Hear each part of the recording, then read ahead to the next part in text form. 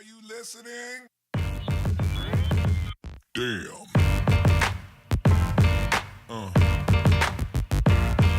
Yeah. Yeah. What the? Is this even real? Oh my goodness. Mariah Carey is such a mess. She messed up that New Year's Eve performance on Rocket Eve with Ryan Seacrest. It was such a mess. I'm so glad I didn't tune in to the ball dropping on ABC. That's a head scratcher. I don't know what else to say about that.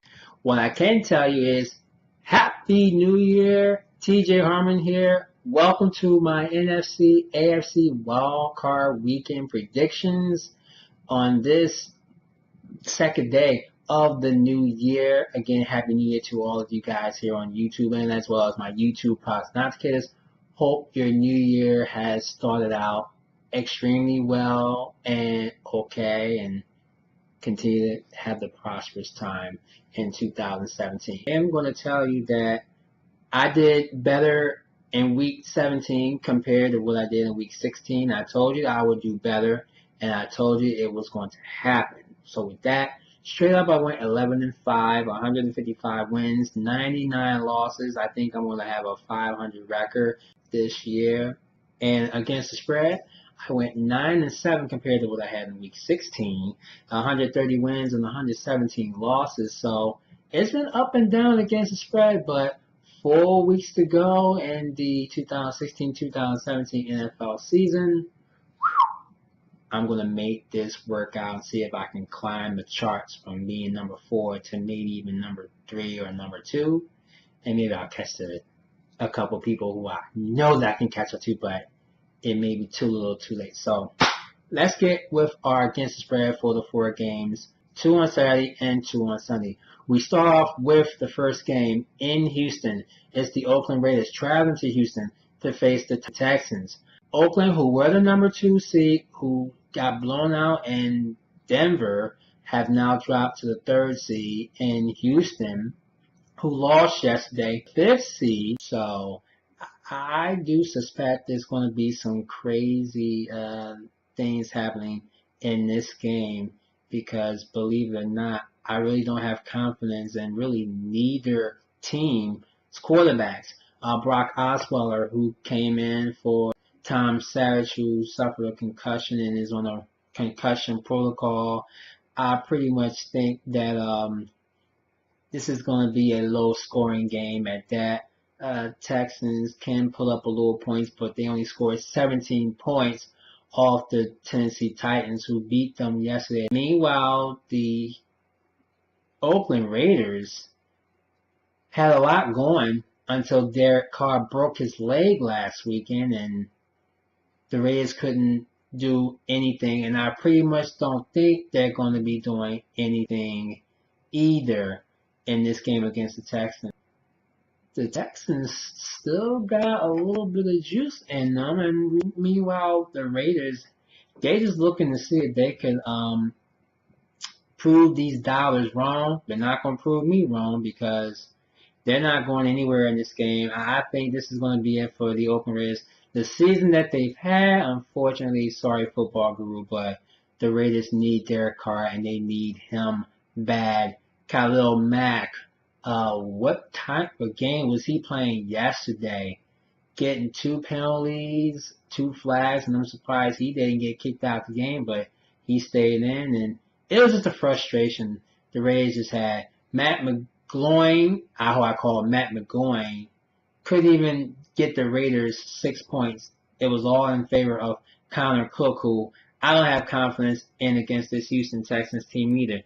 It's 3.5 point spread, so the Texans should easily get this game. Minus 3.5 in Houston at Reliance Stadium. That's the first game of the wild card. The second game of the wild card is the NFC showdown between the number 6 seed Detroit Lions against the number 3 seed Seattle Seahawks. Seattle has been struggling as of late, but they did pull out their win against the 49ers in San Francisco yesterday. barely doing it, but the 49ers did cover the point. That's the reason why I don't have confidence right now in Russell Wilson and this crew to take this point, as I'll tell you in a minute.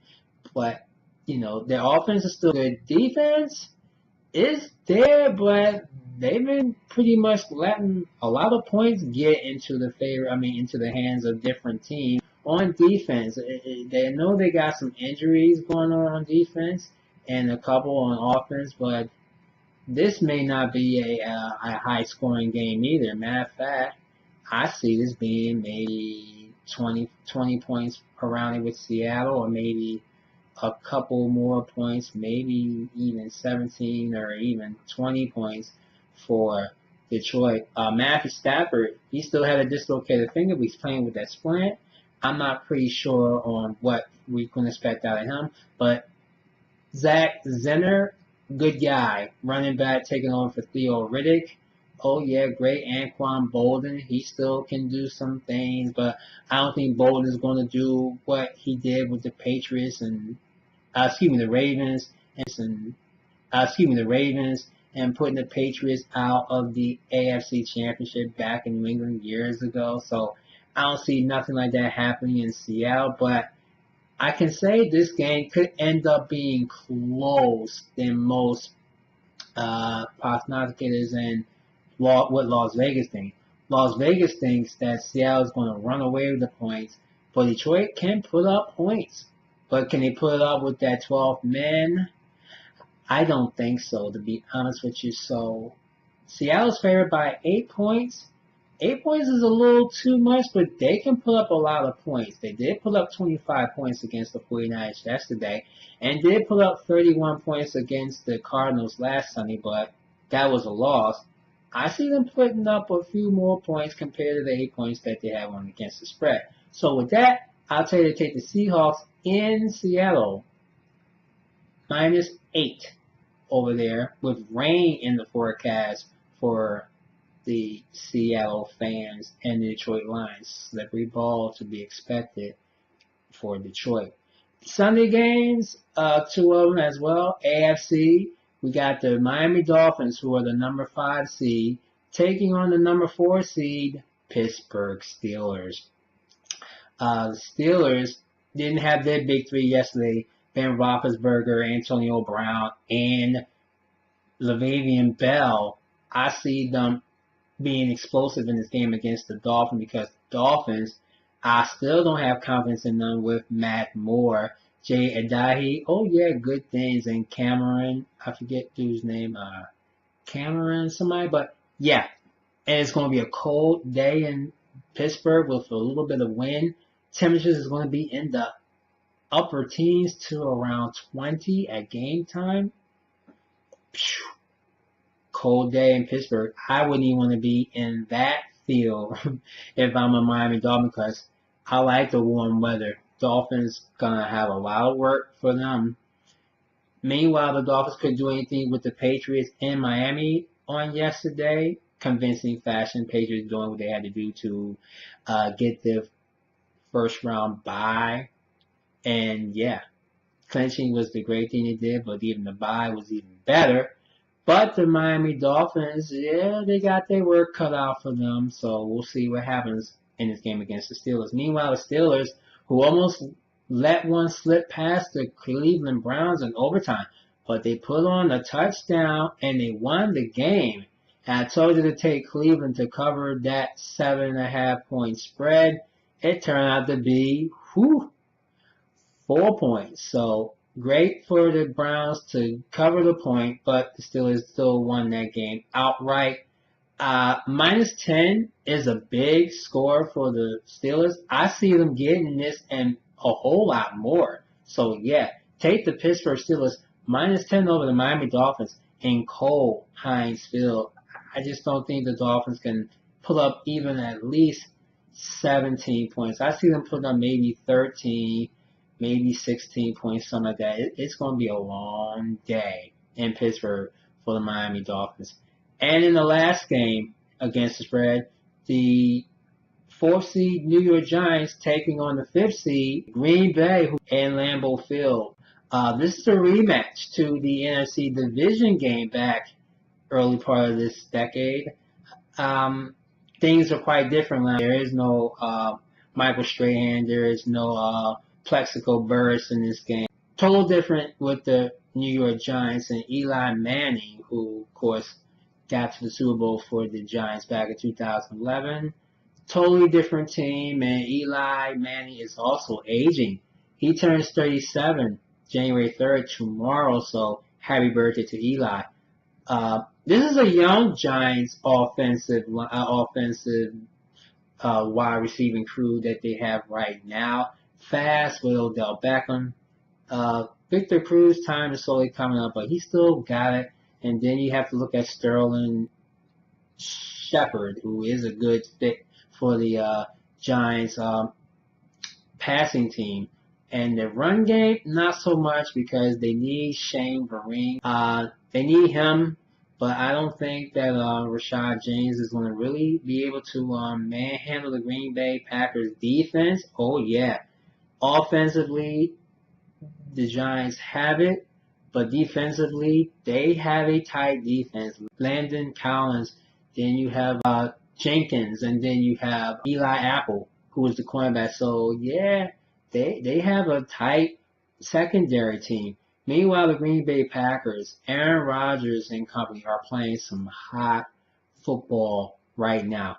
NFC North champions right now over Detroit Lions last night, and there's no stopping them. This game, like I said, is going to be a cold day in Lambeau Field. I wouldn't be surprised to be any snow, but right now, snow is not in the forecast. This game is going to be too much for the Giants, and I think the Packers will rebound from that loss years back against the Giants in the division game. I think the Packers will cover this point. -4.5, it's a tight point spread. Give it to Green Bay, -4.5. I just feel the Packers can do it against the Giants this time on their home field and the tundra of Lambeau Field on late Sunday afternoon. Are you listening? Damn.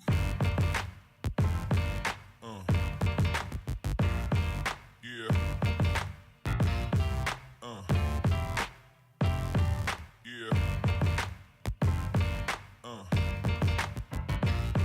Yeah.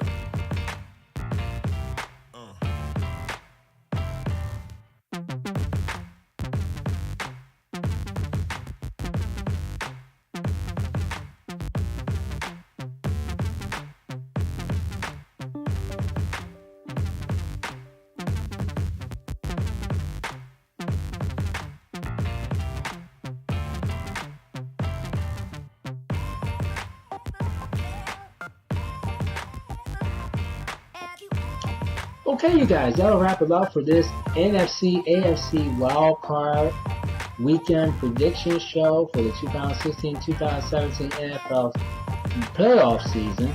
I'm TJ Harmon here on YouTube, overrated_, on Twitter. If you like the video, please click that like button. I would appreciate it very much.